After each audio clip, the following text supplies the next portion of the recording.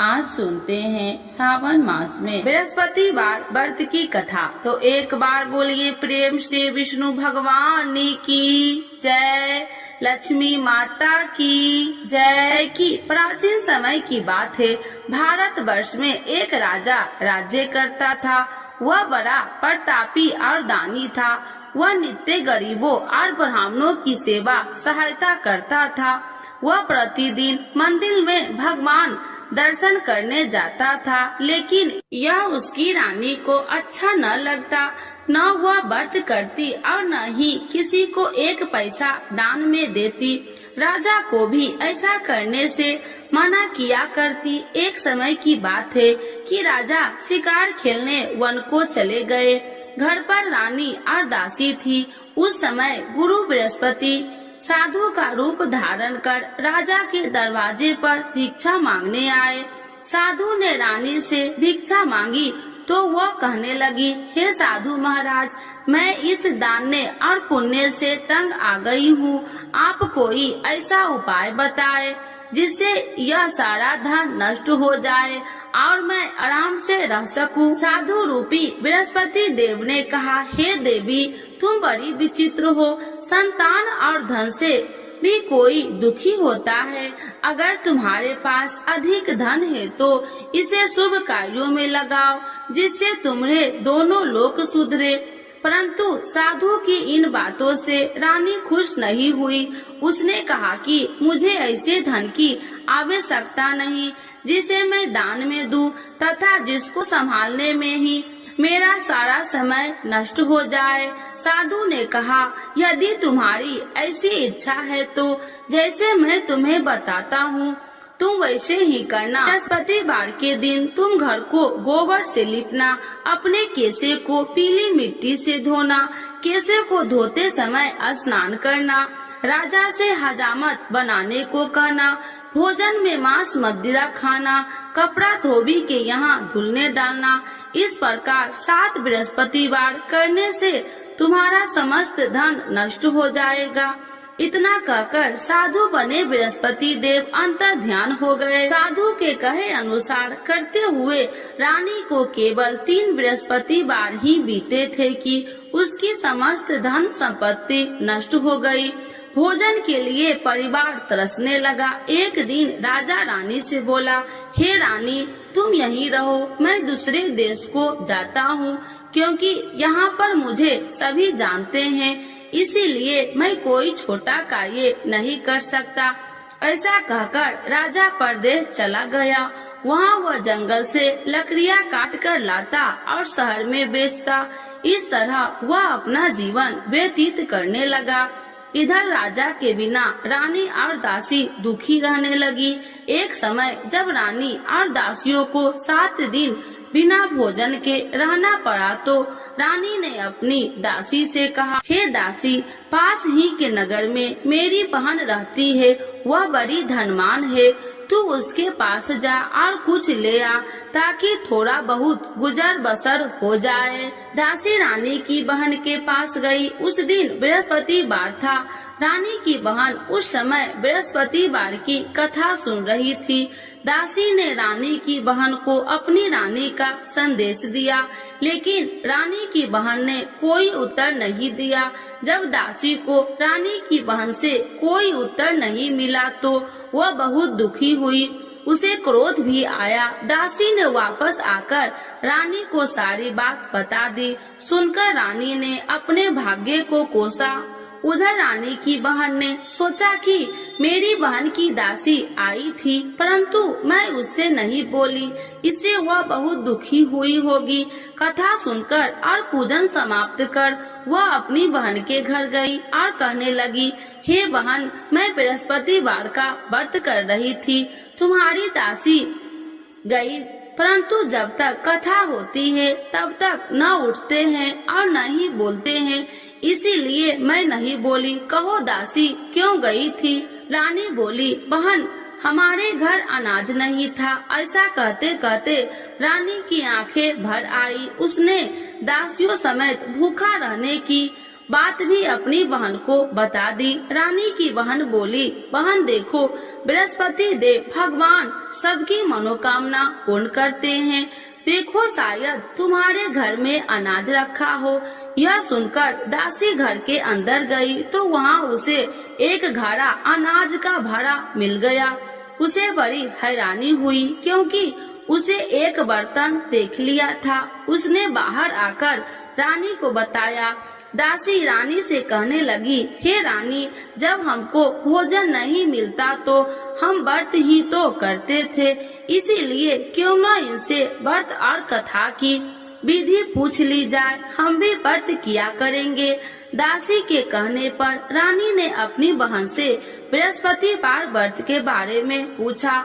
उसकी बहन ने बताया, बृहस्पतिवार के व्रत में चने की दाल और मुनक्का से विष्णु भगवान का केले की जड़ में पूजन करे तथा दीपक जलाए, पीला भोजन करे तथा कथा सुने। इससे गुरु भगवान प्रसन्न होते हैं, मनोकामना पूर्ण करते हैं। व्रत और पूजन की विधि बताकर रानी की बहन अपने घर लौट आई। रानी और दासी दोनों में निश्चय किया कि बृहस्पति देव भगवान का पूजन जरूर करेंगे। 7 रोज बाद जब बृहस्पतिवार आया तो उन्होंने व्रत रखा। घुड़सार में जाकर चना और गुड़ बिल लाई तथा उसकी दाल से केले की जड़ तथा विष्णु भगवान का पूजन किया। अब पीला भोजन कहाँ से लाए? दोनों बड़ी दुखी हुई, परंतु उन्होंने व्रत किया था, इसीलिए बृहस्पति देव भगवान प्रसन्न थे। एक साधारण व्यक्ति के रूप में वे दोनों थालों में सुंदर पीला भोजन लेकर आए और दासी को देकर बोली, हे दासी, यह भोजन तुम्हारे लिए और तुम्हारी रानी के लिए है, इसे तुम दोनों ग्रहण करना। दासी भोजन पाकर बहुत प्रसन्न हुई। उसने रानी को सारी बात बताई। उसके बाद से वे प्रत्येक बृहस्पतिवार को गुरु भगवान का व्रत और पूजन करने लगी। बृहस्पति भगवान की कृपा से उनके पास धन हो गया, परंतु रानी फिर पहले की तरह आलस करने लगी।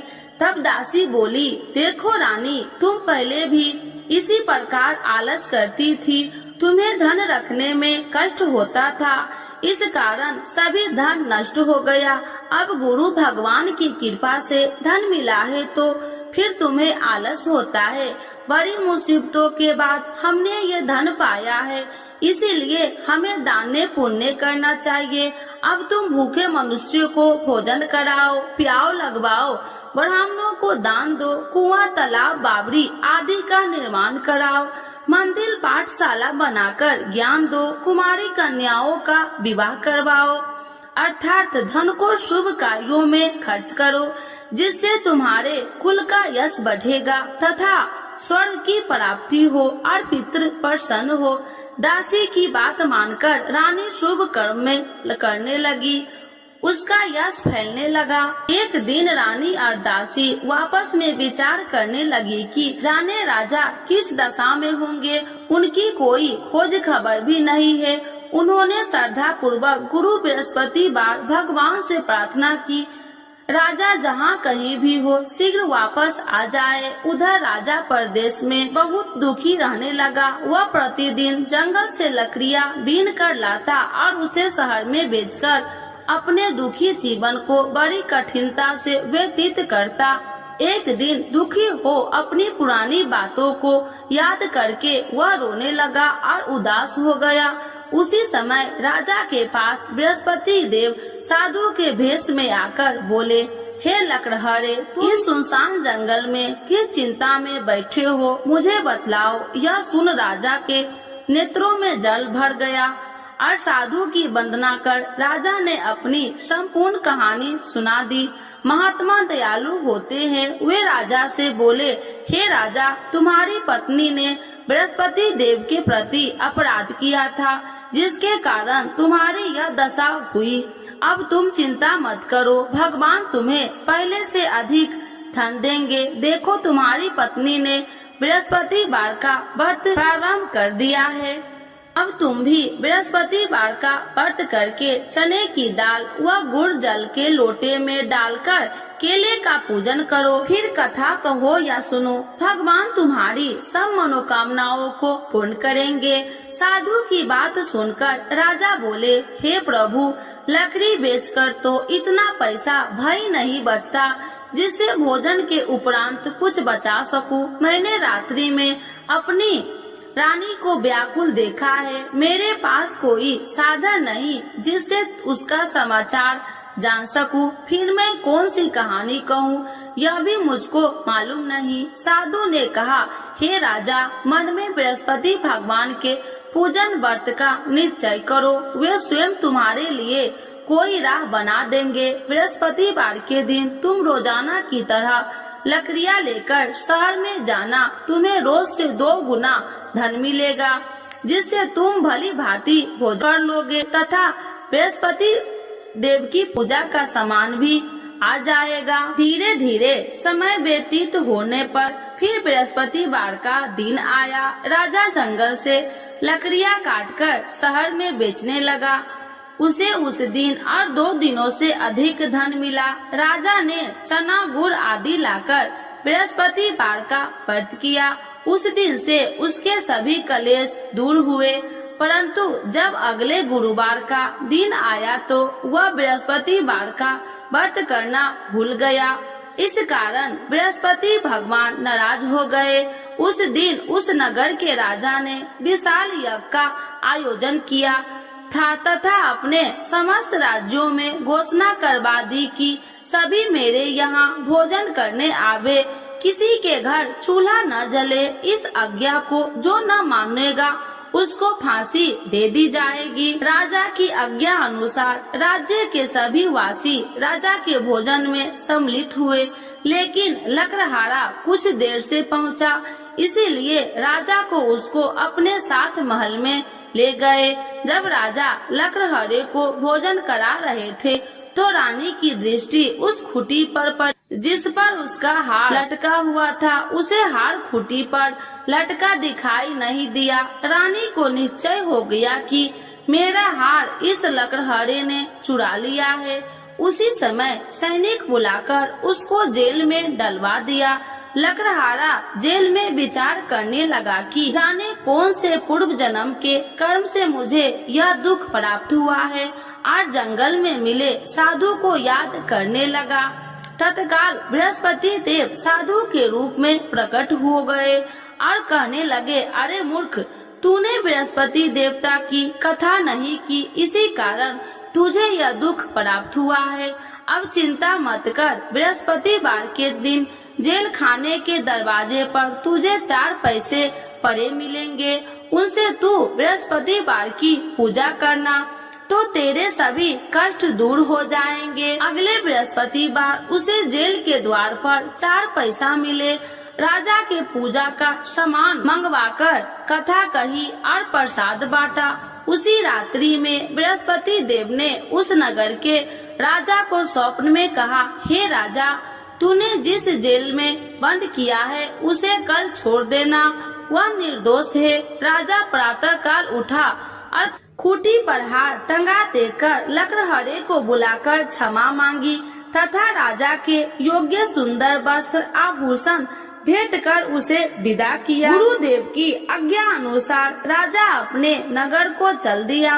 राजा जब नगर के निकट पहुंचा तो उसे बड़ा ही आश्चर्य हुआ। नगर में पहले से अधिक बाग, तालाब और कुएं तथा बहुत सी धर्मशालाएं, मंदिर आदि बने हुए थे। राजा ने पूछा कि यह किसका बाग और धर्मशाला है। तब नगर के सब लोग कहने लगे कि यह सब रानी और दासी द्वारा बनवाए गए हैं। राजा को आश्चर्य हुआ और गुस्सा भी आया कि उसकी अनुपस्थिति में रानी के पास धन कहां से आया होगा। जब रानी ने यह खबर सुनी कि राजा आ रहे हैं तो उसने अपनी दासी से कहा, हे दासी, देख राजा हमको कितनी बुरी हालत में छोड़ के गए थे, वह हमारी ऐसी हालत देखकर लौट न जाए, इसीलिए तू दरवाजे पर खड़ी हो जा। रानी की आज्ञा अनुसार दासी दरवाजे पर खड़ी हो गई और जब राजा आए तो उन्हें अपने साथ महल में लिवा आई। तब राजा ने क्रोध करके अपनी तलवार निकाली और पूछने लगी, बताओ यह धन तुम्हें कैसे प्राप्त हुआ। तब रानी ने सारी कथा कह सुनाई। राजा ने निश्चय किया कि मैं रोजाना दिन में 3 बार कहानी कहा करूँगा और रोज व्रत किया करूँगा। अब हर समय राजा के दुपट्टे में चने की दाल बंधी रहती तथा दिन में 3 बार कथा कहता। एक रोज राजा ने विचार किया कि चलो अपनी बहन के यहाँ हो आऊं। इस तरह का निश्चय कर राजा घोड़े पर सवार हो अपनी बहन के यहाँ चल दिया। मार्ग में उसने देखा कि कुछ आदमी एक मुर्दे को लिए जा रहे हैं। उन्हें रोककर राजा कहने लगा, अरे भाइयों, मेरी बृहस्पतिवार की कथा सुन लो। वे बोले, लो हमारा तो आदमी मर गया है, इसको अपनी कथा की पड़ी है। परंतु कुछ आदमी बोले, अच्छा कहो, हम तुम्हारी कथा भी सुनेंगे। राजा ने दाल निकाली और कथा कहनी शुरू कर दी। जब कथा आदि हुई तो मुर्दा हिलने लगा और जब कथा समाप्त हुई तो राम राम कह के वह मुर्दा खड़ा हो गया। राजा आगे बढ़ा, उसे चलते चलते शाम हो गई। आगे मार्ग में उसे एक किसान खेत में हल चलाता मिला। राजा ने उसे कथा सुनने का आग्रह किया, लेकिन वह नहीं माना। राजा आगे चल पड़ा। राजा के हटते ही बैल पछाड़ खाकर गिर गए तथा किसान के पेट में बहुत जोर से दर्द होने लगी। उसी समय किसान की माँ रोटी लेकर आई। उसने जब देखा तो अपने पुत्र से सब हाल पूछा। बेटे ने सभी हाल बता दिया। बुढ़िया दौड़ी दौड़ी उस घुड़सार के पास पहुँची और उसने बोली, मैं तेरी कथा सुनूंगी, तू अपनी कथा मेरे खेत पर ही चलकर कहना। राजा ने लौटकर बुढ़िया के खेत पर जाकर कथा कही, जिसके सुनते ही बैल खड़े हो गए तथा किसान के पेट का दर्द भी बंद हो गया। राजा अपनी बहन के घर पहुंच गया। बहन ने भाई को खूब मेहमानबाजी की। दूसरे रोज प्रातः काल राजा जागा तो वह देखने लगा कि सब लोग भोजन कर रहे हैं। राजा ने अपनी बहन से जब पूछा, ऐसा कोई मनुष्य नहीं है जिसने भोजन नहीं किया हो, जो मेरी बृहस्पतिवार की कथा सुन ले। बहन बोली, हे भैया, यह देश ऐसा ही है। यहाँ लोग पहले भोजन करते हैं, बाद में कोई अन्य काम करते हैं। फिर वह एक कुम्हार के घर गई, जिसका लड़का बीमार था। उसे मालूम हुआ कि उसके यहाँ 3 दिन से किसी ने भोजन नहीं किया है। रानी ने अपने भाई की कथा सुनने के लिए कुम्हार से कहा। वह तैयार हो गया। राजा ने जाकर बृहस्पतिवार की कथा कही, जिसको सुनकर उसका लड़का ठीक हो गया। अब तो राजा को प्रशंसा होने लगी। एक दिन राजा ने अपनी बहन से कहा, हे बहन, अब मैं अपने घर जाऊंगा, तुम भी तैयार हो जाओ। राजा की बहन ने अपनी सास से अपने भाई के साथ जाने की आज्ञा मांगी। सास बोली, हाँ चली जा, मगर अपने लड़कों को मत ले जाना, क्योंकि तेरे भाई के कोई संतान नहीं है। बहन ने अपने भाई से कहा, हे भैया, मैं तो चलूंगी, मगर कोई बालक नहीं चलेगा। अपनी बहन को भी छोड़कर दुखी मन से राजा अपने नगर को लौट आया। राजा ने अपनी रानी से सारी कथा बताई और बिना भोजन किए वह सैया पर लेट गया। रानी बोली, हे प्रभु, बृहस्पति देव ने हमें सब कुछ दिए हैं, वे हमें संतान अवश्य देंगे। उसी रात बृहस्पति देव ने राजा को स्वप्न में कहा, हे राजा, उठ, सभी सोच त्याग दे, तेरी रानी गर्भवती है।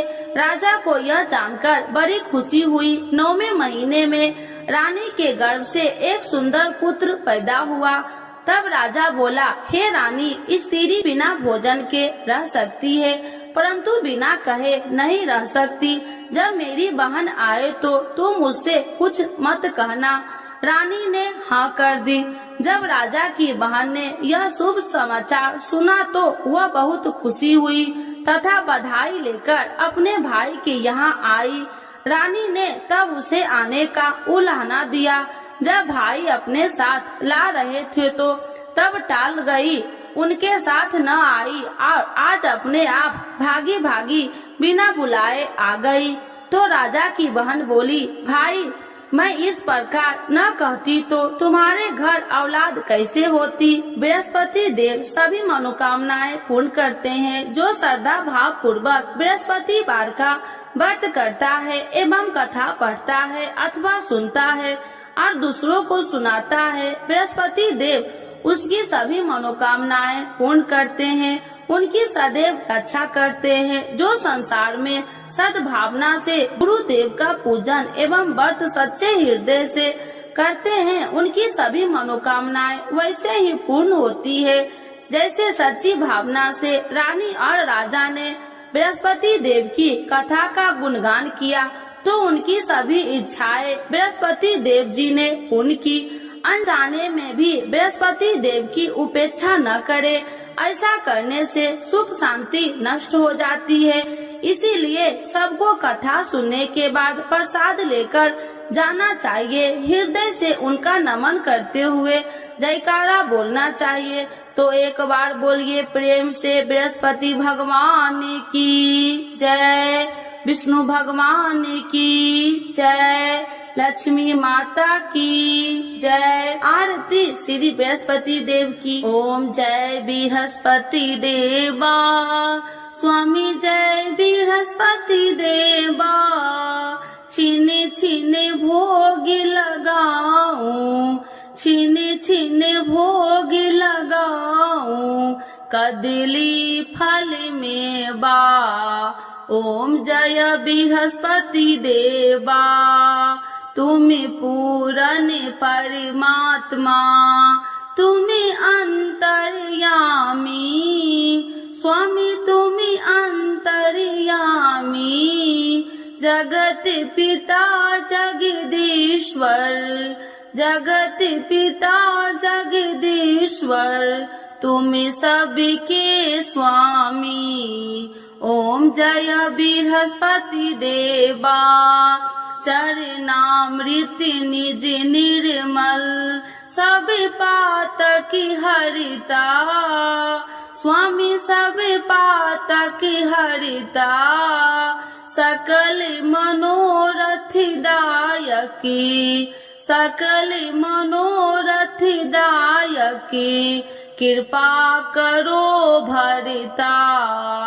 ओम जय बृहस्पति देवा, तन मन धन अर्पण कर, जो जन शरण पड़े, स्वामी जो जन शरण पड़े, प्रभु प्रकट तब हो करे, प्रभु प्रकट तब हो कर, आकर द्वार खड़े। ओम जय बृहस्पति देवा, दीन दयाल दयानिधि, भक्तन हितकारी, स्वामी भक्तन हितकारी, पाप दोष सब हरिता, पाप दोष सब हरिता, भव बंधन हारी। ओम जय बृहस्पति देवा, सकल मनोरथ दायकी, सब संशय तारो, स्वामी सब संशय तारो, विषय विकार मिटाओ, विषय विकार मिटाओ, संतन सुखकारी। ओम जय बृहस्पति देवा, जो कोई आरती तेरी प्रेम सहित गावे, स्वामी प्रेम सहित गावे, ज्येष्ठानंद बंद सो, ज्येष्ठानंद बंद सो, सो निश्चय पावे। ओम जय बृहस्पति देवा, स्वामी जय बृहस्पति देवा। बृहस्पति भगवान की जय, विष्णु भगवान की जय, लक्ष्मी माता की जय।